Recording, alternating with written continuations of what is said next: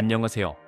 이 동영상에서는 플랫에서 거래하는 방법, 수평 통합 시장에서 거래하는 방법, 좋은 진입점을 찾는 방법, 플랫과 추세를 구별하는 방법에 대해 이야기하고자 합니다. 어쨌든 오늘은 초보자이든 숙련된 트레이더이든 모든 트레이더가 반드시 배워야 할 플랫 차트 작업 방법에 대한 훌륭한 상세 동영상이 될 것입니다.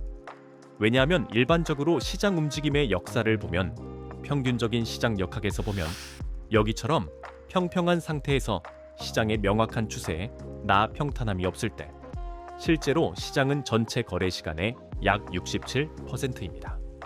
즉, 차트를 분석할 때 3번 중 2번은 통합된 차트를 분석하고 있다는 뜻입니다. 이러한 시장 상황을 올바르게 이해하고 해석하는 것이 중요합니다. 수익을 잃지 않으려면 명확한 상승 또는 하락 추세의 차트가 있을 때 30%만 거래하지 마세요. 차트의 이 부분에는 3가지 상태가 모두 표시되어 있으며 추세가 보합과 어떻게 다른지 명확하게 나타낼 수 있습니다. 그렇다면 왜 여기는 트렌드라고 부르고 여기는 벌써 여름이라고 부를까요? 그리고 언뜻 보기에 질문은 어리석은 것처럼 보입니다. 왜냐하면 추세가 있고 차트가 지속적으로 성장하고 있으며 대각선으로 위쪽으로 분명히 향하고 있기 때문입니다. 또는 예를 들어 이 상황에서는 차트가 대각선 아래쪽을 명확하게 가리키고 있습니다. 하락 추세라고 말할 수 있으며 구체적인 방향은 정해져 있지 않습니다. 따라서 저희는 이 시장을 보합세로 보고 있습니다. 하지만 사실 플랫 시장이 이제 막 형성되기 시작한 상황에서 플랫 시장이 무엇인지 말하기는 아직 어렵습니다. 그리고 이 플랫 마켓의 시작점을 정확하게 찾는 방법을 아는 것이 중요합니다. 첫째, 트렌드 전략에서 평탄한 작업으로 제때 조정하기 위해서입니다. 이를 위한 최선의 선택은 소위 시장 구조의 변화를 모색하는 것입니다. 시장 구조는 실제로 상승 추세, 하락 추세, 보합의 3가지 유형으로 나뉩니다. 그렇다면 트렌드와 플랫의 차이를 어떻게 구분할 수 있을까요? 상승 추세의 고점과 저점은 고점이 고점을 오르고 저점이 저점을 오를 때마다 업데이트됩니다. 즉, 로컬 최소값이 있고 다음 로컬 최소값이 이전 로컬 최소값보다 높고 다음 로컬 최소값이 이 로컬 최소값과 첫 번째 로컬 최소값보다 높은 시기입니다. 바로 여기에 이전 저점보다 낮은 지역 저점도 있습니다. 최대치도 마찬가지입니다.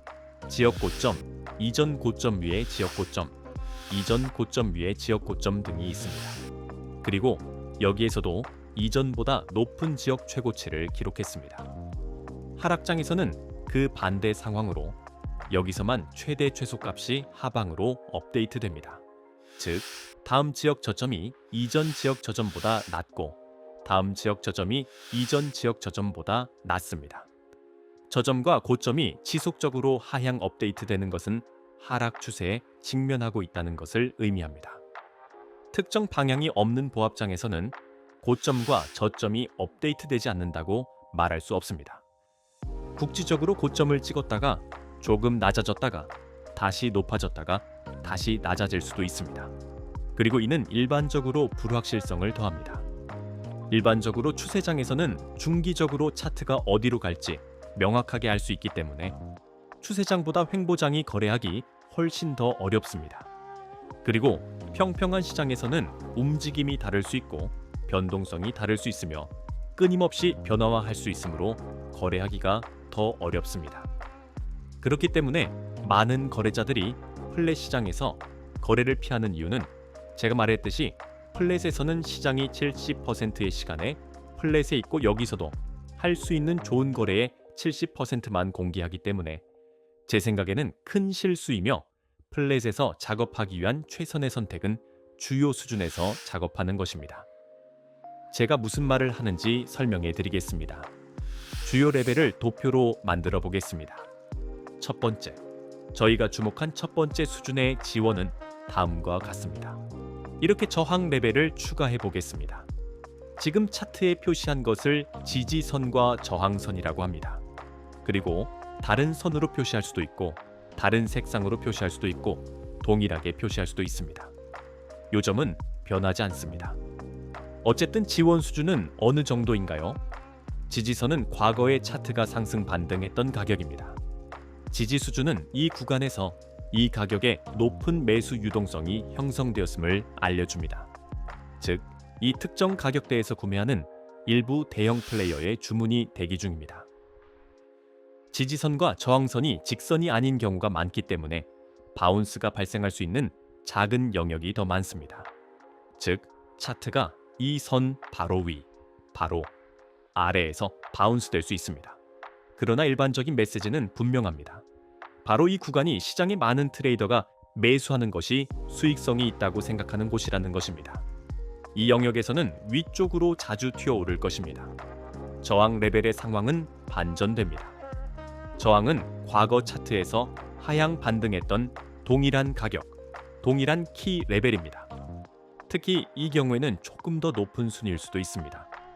여기서 우리는 저항선에서 첫 번째 반등, 두 번째 반등, 세 번째 반등 등을 볼 수 있습니다.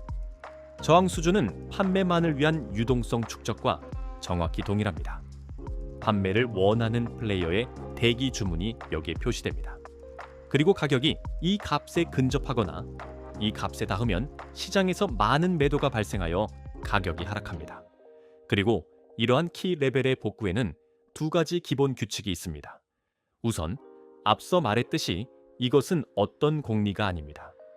따라서 여러분이 설정한 저항선과 지지선은 바운스가 발생할 수 있는 두꺼운 영역에 가깝습니다.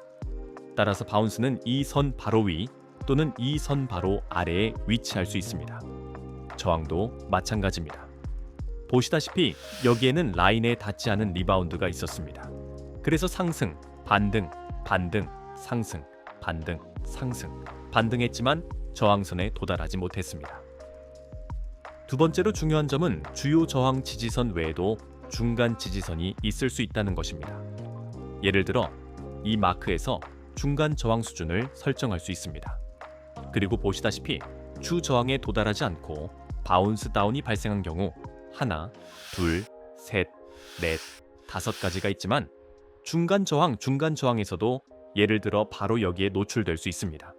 그리고 역사적으로도 여기에서도 반등이 있었음을 알 수 있으며 이는 판매량이 나타난 수준이기도 합니다. 따라서 플랫 트레이딩을 위한 차트는 3단계 저항과 3단계 지지, 2개가 있는 주요 레벨 그리드로 구성하는 것이 이상적이며 각 레벨에서 반등할 때 트레이딩을 할 수 있습니다. 지원의 예를 들어 보여드리겠습니다. 이제 우리는 이 수준에서 주요 지원을 하고 있습니다. 지원 수준도 마찬가지입니다. 그리고 여기에서는 적어도 3차례에 걸쳐 그 수준에서 반등이 있었습니다. 일부 가격 움직임이 주요 지지선에 도달하지 못했기 때문에 중간 지지선은 조금 더 높게 반등했을 수도 있습니다. 그리고 이 세 가지 레벨은 모두 실제로 상승 거래의 벤치마크로 사용할 수 있습니다. 언뜻 보기에는 매우 간단한 전략이지만 실제로는 지원 수준을 올바르게 설정하는 방법을 배워야 합니다. 이를 위해서는 정확한 플랫 트레이딩 연습과 경험이 필요합니다. 다용도로 사용할 수 있는 도구입니다. 일반적으로 시장이 작동하는 메커니즘, 주요 플레이어와 시장의 대부분의 플레이어가 가격을 선택하는 메커니즘에 대해 설명합니다. 따라서 이 전략은 모든 자산과 모든 기간에 잘 작동합니다. 한 가지 중요한 점은 많은 전문 트레이더가 1시간, 4시간, 하루 등 큰 시간대에 저항 지지선을 설정하고 표시된 선이 반등의 주요 기준점으로 남는 작은 시간대에 특정 거래를 찾는다는 것입니다. 그러나 다른 전략을 사용하여 더 작은 차트 주기에서 특정 거래를 찾을 수 있습니다. 앞서 말했듯이 기술적 분석 지표를 포함한 다른 도구와 함께 사용할 수 있는 매우 다재다능한 도구입니다. 플랫에서 작업하는 것에 대해 이야기하는 경우 저항 지지 수준은 차트에서 반등 순간을 보여주는 상승기 및 지표, RSI, MACD, 스토캐스틱 및 과매수 및 과마해도 수준을 정확히 찾는 데 도움이 되는 기타 도구와 완벽하게 결합됩니다. 플랫에서 벗어나는 것에 대해 이야기할 때 매우 중요한 점은 가격이 무한정 움직이지 않을 것이라는 점입니다. 표시한 이 복도에서는 조만간 돌파가 발생할 것입니다. 추세 돌파를 구분하는 데 사용할 수 있는 두 가지 규칙이 있습니다. 이 수평 복도를 나가세요. 첫째, 캔들이 길거나 캔들 또는 여러 개의 캔들이 연속으로 긴 몸통을 가져야 하며 이 경우 표시한 저항 또는 지지선 위에서 마감해야 합니다. 둘째, 일반적으로 이전 저항선이 다음 움직임의 지지선이 됩니다. 보시다시피 이 같은 가격 수준은 이미 지지선이 되어 다시 상승하고 있습니다. 이력을 자세히 살펴보면 가격이 앞서 설명한 범위로 돌아갔음을 알 수 있으며 이전에 다시 계산한 지원 수준입니다. 그러나 여기서 우리는 이미 이 시점에서 플랫이 구체적으로 끝났음을 알 수 있습니다. 그리고 여기서도 구조의 변화의 순간을 포착해야 합니다. 이제 다시 한번 우리는 하락할 때마다 저점이 업데이트되고 하락할 때마다 고점도 업데이트되는 것을 볼 수 있습니다. 그리고 이 시점에서 우리가 먼저 하나의 지지선을 돌파한 다음 지지선이 해결되고 두 번째 지지선이 깨지면이 특정 순간에 우리는 평평하지 않고 추세를 다루고 있음을 이미 이해해야 합니다. 그런 다음 저항 지지선에서 추세 움직임에 더 잘 맞는 도구로 전환하세요. 다음은 플랫에서 저항 지지선으로 작업하는 방법에 대한 전체 동영상입니다. 개인적으로 저는 통합시장에서 저항 지지선보다 더 좋은 트레이딩 도구는 없다고 생각합니다. 트레이딩 전략에 통합하면 혼자서 거래할 필요가 없습니다. 기본 전략을 사용해 반등을 찾을 수 있지만 지지선과 저항선을 터치하는